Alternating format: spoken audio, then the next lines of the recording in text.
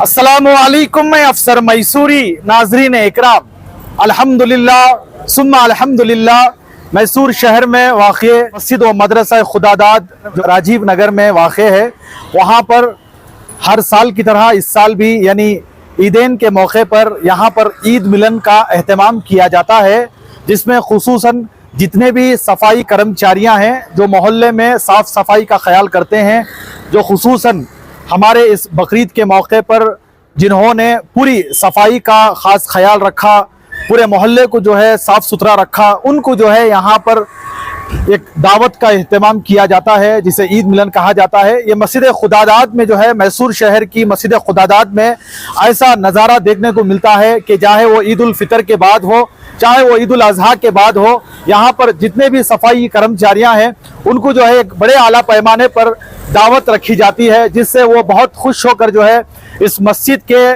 सहन में, इस मस्जिद के अहाते में दावत का इंतज़ाम किया जाता है। तो वो बड़े खुशी के साथ यहाँ पर आते हैं और आकर जो है बहुत ही अच्छे तरीके से और बहुत खुशी से जो है यहाँ पर खाकर जाते हैं और शुक्रिया अदा करते हैं।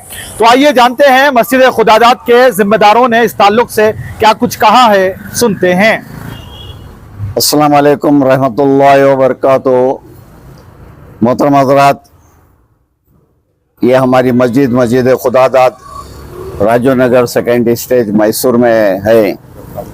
हर साल के अंदाजे के मुताबिक इस साल भी हमारी मस्जिद में ईद मिलन मनाया जा रहा है, जिसमें हमारे शहर मैसूर के सिटी कॉरपोरेशन के जो खिदमत गुजार अहबाब हैं, इनको बुलाकर इनकी इज्जत अफजाई करके इन्हें खाने का इंतज़ाम किया जाता है। और बड़ी खुशी और मसरत होती है हमें कि एक कार्य खैर का जो मामला है जो हमारे तरफ से तकरीबन 3 साल से चल रहा है, बड़ी खुशी होती है हम तमाम साहिबों को कि एक उम्मत मुस्लिमा जो है एक भाईचारे का पैगाम देती है ये, और इसी का ख्याल रखते हुए हर साल के मुताबिक इस साल भी इन तमाम साहिबों को हम जमा किए हैं और इनका इंतज़ाम किए हैं। दूसरी बात, यहाँ पे जो भी कर्मचारी जो आते हैं बड़ी खुशी के साथ आते हैं और इत्मीनान से यहाँ पे बैठते हैं, हमारे से एक बैठने का उन्हें भी एक मौका मिलता है। और सबसे बड़ी बात यह है कि साल भर ये हजरत हमारे मोहल्ले की पाकी सफाई का ख्याल करते हुए हमारी खिदमत करते हैं। बड़ी खुशी होती है जब इन लोगों के साथ हमारा बैठना होता है और इनकी खिदमत करने का जो मौका मिलता है, इससे बड़ी खुशी होती है। आप तमाम हजरात जो भी दूसरे मसाजिद के भी जिम्मेदार हैं, उनसे हमारी इल्तमास है, गुजारिश है कि इन भाइयों की आप भी हौसला अफजाई करें और इन्हें इज्जत बख्शें। बड़ी खुशी होती है आपको भी इंशाअल्लाह ताला। जज़ाकल्लाहु खैर। ईद उल अज़हा के मौके पर जो है इनका काम बहुत ज्यादा बढ़ जाता है, क्योंकि कुर्बानी के जानवरों का जो भी मसला होता है उसको लेकर वो जितने भी हमारे मैसूर शहर में मसाजिद हैं, वो उनके इलाकों में, उनके हल्के में, उनके एरिया में इस तरह की जो है इन लोगों को बुलाकर एक ईद मिलन के तौर पर एक दावत भी रखा जाए, तो इनके लिए कितनी बड़ी जो है खुशी की बात है। ये बहुत बड़ी बात है। इसको छोटी नज़र से देखना जो है बहुत ठीक नहीं है। ये एक अच्छा जज्बा है, एक भाईचारगी, और इनके दिलों में भी हमारे लिए बहुत बड़ी मोहब्बत और भाईचारगी का एक पैगाम जाता है कि हमारे मस्जिद में बुलाकर इनका इंतज़ाम करते हैं। हम साहिबों को भी खुशी होती है। और मैं इससे पहले भी आपको बताया कि साल भर ये खिदमत करते हैं हमारी।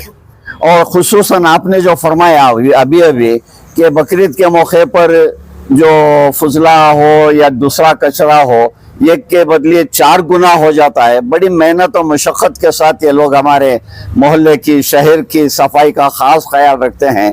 अल्लाह ताला इनको जज़ाए खैर दे और इनके कमाई में सब बरकत दे। ಎಲ್ರಿಗೂ ನಮಸ್ಕಾರ। ನಮ್ಮ ಪ್ರೀತಿಯ ಮುಸ್ಲಿಂ ಬಂಧುಗಳ ಒಂದು ಆಶೀರ್ವಾದದೊಂದಿಗೆ ನಮ್ಮ ಮೈಸೂರು ನಗರದ 65 ವಾರ್ಡಿನ ರಾಜೀವ್ ನಗರ 10ನೇ ವಾರ್ಡ್ಗೆ ಸೇರುತ್ತೆ। ಇಲ್ಲಿನ ನಮ್ಮ ಸಫಾಯಿ ಕರ್ಮಚಾರಿಗಳು ಅಂದರೆ ಪೌರ ಕಾರ್ಮಿಕರಿಗೆ ಪ್ರತಿ ವರ್ಷ ನಮ್ಮ ಖುದಾದಾದ್ ಮಸೀದಿಯ ಟ್ರಸ್ಟಿನ ವತಿಯ ಎಲ್ಲ ಇನ್ಚಾರ್ಜಿನ ಮುಖಂಡರುಗಳು ಮತ್ತು ನಮ್ಮ ಮೌಲಿಗಳು, ಮಸೀದಿಯ ಎಲ್ಲ ಮುಖಂಡರುಗಳು ಸೇರಿ ನಮ್ಮ ಈ ಒಂದು ಪೌರ ಕಾರ್ಮಿಕರಿಗೆ, ವಾಹನ ಚಾಲಕರಿಗೆ, ಒಳಚರಂಡಿ ಕಾರ್ಮಿಕರಿಗೆ ಮತ್ತು ಎಲ್ರಿಗೂ ಕೂಡ ನಮ್ಮ ಈ ಒಂದು ಏನು ಸಫಾಯಿ ಕರ್ಮಚಾರಿ ಸಫಾಯಿ ಮಾಡ್ತೀವಿ ಆ ಒಂದು ಬಂಧುಗಳಿಗೆ ಬಕ್ರೀದ್ ಹಬ್ಬ ಮತ್ತು ರಂಜಾನ್ ಹಬ್ಬಕ್ಕೆ ನಮ್ಮ ಈ ಒಂದು ಖುದಾದ ಹಬ್ಬದ ಮಸೀದಿಯಲ್ಲಿ ಒಂದು ವಿಶೇಷ ಔತಣಕೂಟವನ್ನು ಏರ್ಪಡಿಸಿ ಅವರಿಗೆ ಒಂದು ಉಪಹಾರ ಕೊಡೋ ಅಂಥ ವಿಚಾರನ ಮಾಡ್ತಾರೆ. ಇದು ತುಂಬ ಸಂತೋಷದ ವಿಚಾರ. ಯಾವ ರೀತಿ ಅಂತಂದರೆ ಈ ರಂಜಾನಲ್ಲೂ ಕೂಡ ಒಂದು ವಿಶೇಷವಾಗಿ ಊಟದ ಒಂದು ವ್ಯವಸ್ಥೆ ಮಾಡ್ತಾರೆ, ಬಕ್ರೀದಲ್ಲೂ ಕೂಡ ಒಂದು ಊಟದ ವ್ಯವಸ್ಥೆ ಮಾಡ್ತಾರೆ. ಇದು ವಿಶೇಷತೆ ಏನಂದರೆ ನಮ್ಮ ಈ ಒಂದು ಸಫಾಯಿ ಕರ್ಮಚಾರಿಗಳು, ಪೌರ ಕಾರ್ಮಿಕರು ಮತ್ತು ನಮ್ಮ ಬಂಧುಗಳು, ಮುಸ್ಲಿಂ ಬಂಧುಗಳು ಇಬ್ಬರೂ ಸೇರಿ ಒಂದು ಬಾಂಧವ್ಯದಿಂದ, ಸೌಹಾರ್ದತೆಯಿಂದ ಒಂದು ಊಟ ಮಾಡಬೇಕು, ನಾವು ಕೂಡ ಅವ್ರನ್ನ ಒಂದು ಸಮಾನತೆಯಲ್ಲಿ ಕಾಣ್ತೀವಿ ಅನ್ನೋ ವಿಚಾರಕ್ಕೆ ನಮ್ಮನ್ನು ಪ್ರೀತಿಯಿಂದ ಆಧರಿಸಿ ಪ್ರತಿ ವರ್ಷ ಅವರು ನಮ್ಮ ಬಂಧುಗಳ ಥರ, ನಮ್ಮ ಅಣ್ಣ ತಮ್ಮಂದಿರ ಥರ ನಮ್ಮನ್ನು ಆಧರಿಸಿ ಅವರು ಔತಣಕೂಟ ಮಾಡ್ತಾರೆ. ಅವರಿಗೆ ತುಂಬ ಹೃತ್ಪೂರ್ವಕವಾದಂಥ ಧನ್ಯವಾದಗಳನ್ನ ಅರ್ಪಿಸ್ತೀವಿ. ಮತ್ತು ನಮ್ಮ ಈ ಒಂದು ವಿಶೇಷ ಏನಂದರೆ ಬಕ್ರೀದ್ ಬರುವಾಗ ನಮ್ಮ ರಾಜೀವ್ ನಗರದ ಭಾಗದಲ್ಲಿ ಕಸ ಹೆಚ್ಚು. ಅದಕ್ಕಾಗಿ ನಾವು ಮೈಸೂರು ಮಹಾನಗರ ಪಾಲಿಕೆಯ ಮಾನ್ಯ ಆಯುಕ್ತರು ಮತ್ತು ನಮ್ಮ ಆರೋಗ್ಯಾಧಿಕಾರಿಗಳು, ಪಾಲಿಕೆ ಆರೋಗ್ಯಾಧಿಕಾರಿಗಳು ಒಂದು ವಿಶೇಷವಾದ ಒಂದು ಸೂಚನೆ ಮಾಡ್ತಾರೆ. ಒಂದು ಬಕ್ರೀದ್ ಇನ್ನೊಂದು ವಾರ ಇರುವಾಗ ನಮ್ಮ ಮಸೀದಿಯ ಗುರುಗಳಿಗೆ ಒಂದು ಲೆಟರ್ ಕೊಡ್ತೀವಿ, ತಾವು ಮಸೀದಿಯಿಂದ ಒಂದು ಅನೌನ್ಸ್ಮೆಂಟ್ ಮಾಡಿ. ಯಾಕಂದರೆ ಬಕ್ರೀದ್ ಅನ್ನುವಾಗ ಬಲಿದಾನ ಕೊಡೋದು, ಆ ಬಲಿದಾನ ಕೊಡುವಾಗ ಕುರಿ ಕಸ ಇರ್ಬೋದು, ವೇಸ್ಟ್ ಕಸ ಇರ್ಬೋದು, ವೇಸ್ಟ್ ಅನಿಮಲ್ ಕಸ ಇರ್ಬೋದು, ಇದು ಹೆಚ್ಚಾಗಿ ಬರ್ತಾ ಇರ್ತದೆ.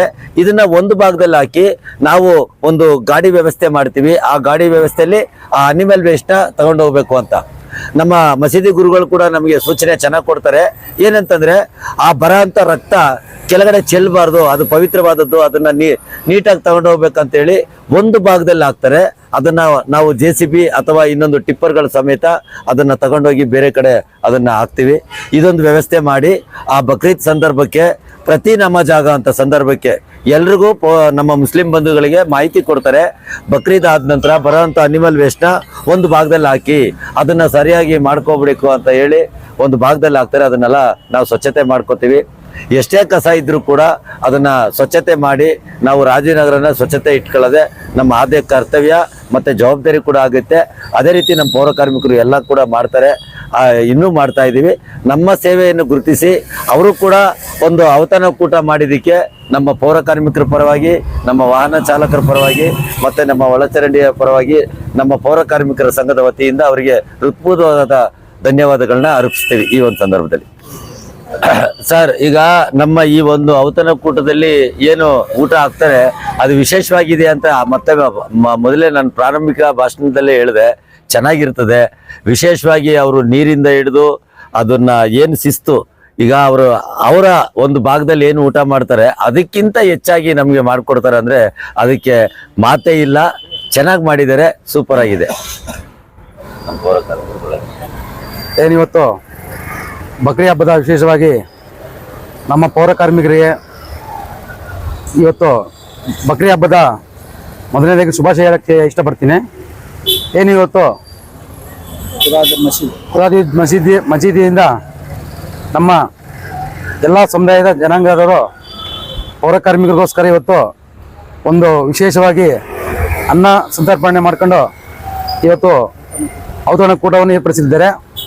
ಹಾಗಾಗಿ ಇವತ್ತು ಬಕ್ರಿ ಹಬ್ಬದ ಶುಭಾಶಯ ಜೊತೆಯಲ್ಲಿ ಅವ್ರಿಗೂ ಕೂಡ ಶುಭಾಶಯಗಳನ್ನು ತಿಳಿಸ್ತಾ ಈ ದಿನ ಇದೇ ರೀತಿ ಮುಂದಿನ ದಿನಗಳಲ್ಲಿ ಇದೇ ರೀತಿ ನಡೆಸ್ಕೊಂಡು ನಮ್ಮ ಪೌರ ಕಾರ್ಮಿಕರನ್ನ ವಿಶ್ವಾಸದಿಂದ ತಗೊಂಡು ಅವ್ರನ್ನ ಗೌರವಿಸ್ಕೊಂಡು ಇದೇ ರೀತಿ ಬೆಳೆಸ್ಕೊಂಡೋದ್ರೆ ನಮ್ಮ ಪೌರ ಕಾರ್ಮಿಕರು ಕೂಡ ಅವರಿಗೆ ಸೌಲಭ್ಯ ಕೊಟ್ಟು ಕಾರ್ಯದಲ್ಲಿ ಯಾವುದೇ ರೀತಿ ಗೊಂದಲ ಇಲ್ಲದೆ ಎಲ್ಲ ರೀತಿ ವಿಶ್ವಾಸದಲ್ಲಿ ಬೆಳಿಬೇಕಂತ ಕೇಳ್ಕೊಳ್ತಾ ನನ್ನ ಮಾತು ಮುಗಿಸ್ತೀನಿ.